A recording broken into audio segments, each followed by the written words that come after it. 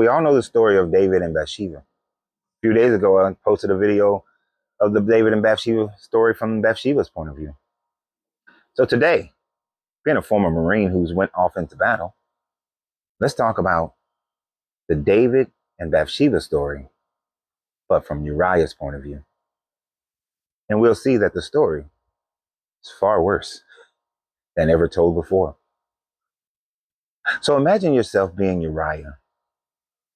You are a Hittite soldier, warrior, but you are no longer in the Hittite empire that thrived 100 to 200 years prior. Now your people have been broken down into smaller cities and you are serving kings of foreign nations. But regardless of that, Uriah proves himself to be a good warrior. He fights for this new young upstart king, King David. Before there was King Saul, but now there's King David, a young man that some say has proven himself against the giant of Goliath with the Philistines. So you think, this is a good place to fight, a good place to be a warrior. I can make my way up and become a noble citizen within this empire. So you bring along your wife. Her name is Bathsheba, daughter of Uriah. And then the springtime comes, and just as normal, it is time for war. So you got to spend the winters with your wife, enjoying good food, good drink, training with your men. And then you go with Joab and you go and fight war against the Ammonites as the king has decreed. You figure that it's a worthy battle because you are serving a worthy king. So while the battle is going on, unbeknownst to you, the king has committed adultery and slept with your wife. The king not only has committed adultery and slept with your wife, he impregnated your wife with a child that you have yet to conceive with your wife yourself. But you don't know that yet. So you get a message that you're to report back to the king. Now, at this point, you don't know whether you're reporting back because of the fact that something good or bad happened. You don't know if you're being admonished or you're going to be praised. Maybe something happened to your wife, but you're a Hittite living in an Israelite kingdom. So why would they call me back because something happened to my wife? So it must be something dealing with the military. So you get back and you meet with King David. He calms your nervousness by asking you, how is his servant Joab doing? How's the war going?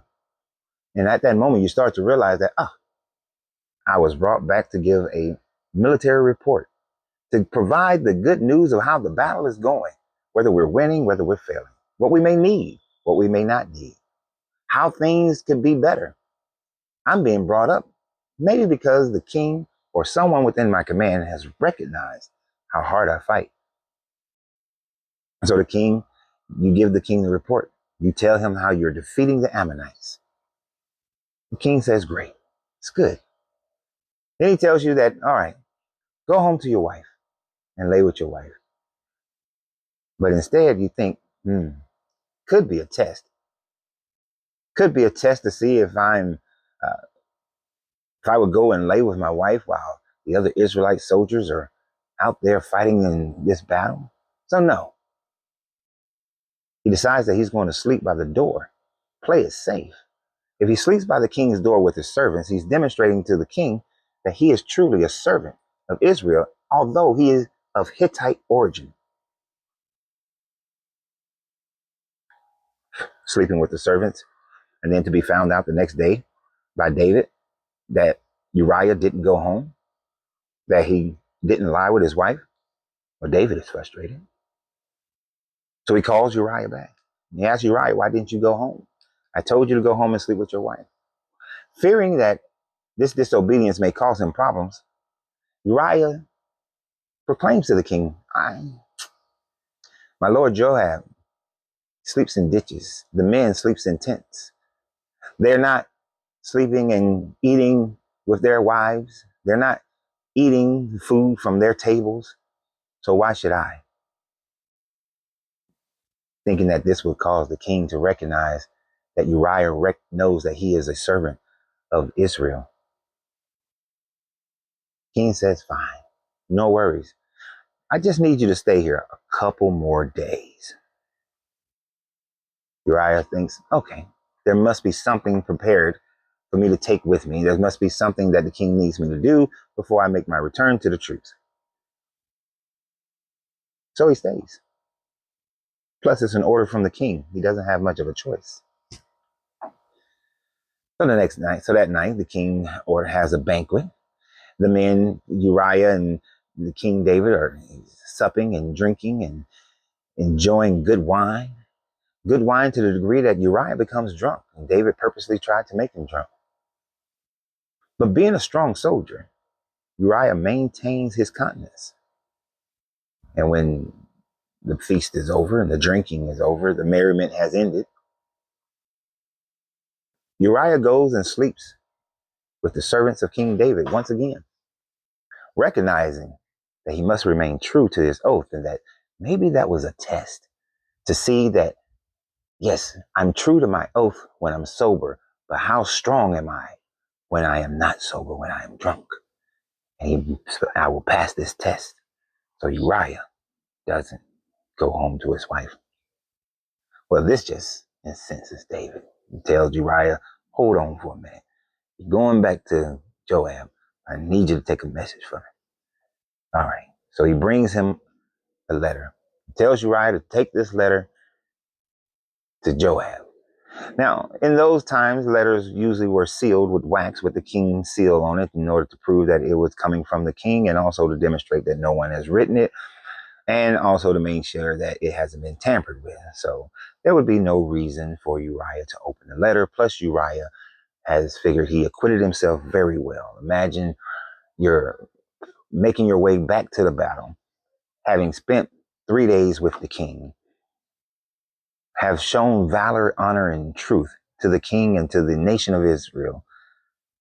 And in your hand, you're thinking, I'm carrying a promotion. I'm carrying a commendation that this is a good thing. But in your hand, you're carrying your death warrant. You're carrying the orders that you will die. So Uriah returns to Joab, gives him the letter. Joab knows that he's returning from spending 3 days with King David. Imagine Joab's surprise when he reads the letter and sees that he is being ordered to send Uriah to the strongest levels of fighting and then have the men pull back from him. But it's an order from the king. Joab must figure that Uriah insulted the king in some form or fashion to deserve some punishment, so it must be deserving. So Uriah, feeling great, seeing all his men clapping it up. How you doing? All right. Probably telling the men, I didn't sleep with I know, rousing the men. I know you sat out here sleeping in tents, eating the food. I was home and I did not sleep with my wife because I, like you, am still in the fight, still in the battle, giving a rousing speech. That's not in the Bible. But Uriah, more than likely, was praised by his men, celebrated by his men. His fellow soldiers probably thought that since he returned back, that something great must have happened. But then to be told that they are to pull back. So Uriah was sent to the hardest fight, and the men pulled back. And at that very moment, the realization hit Uriah that the king set him up this whole time, that his loyalty has been given to someone who was not deserving of his loyalty. And in the fleeting of his breath, he probably thought about his loving wife Bathsheba being a widow, not realizing that at that very moment she was pregnant with the king's son, and that son would die in 7 days as punishment, and that Bathsheba would now have to spend the rest of her life being married and giving birth to children to the man that forced her to marry him and murdered Uriah himself. Never trust a leader just because they're a leader. Y'all have a great day, and always remember you have to free yourself to be yourself because your greatness is non-negotiable.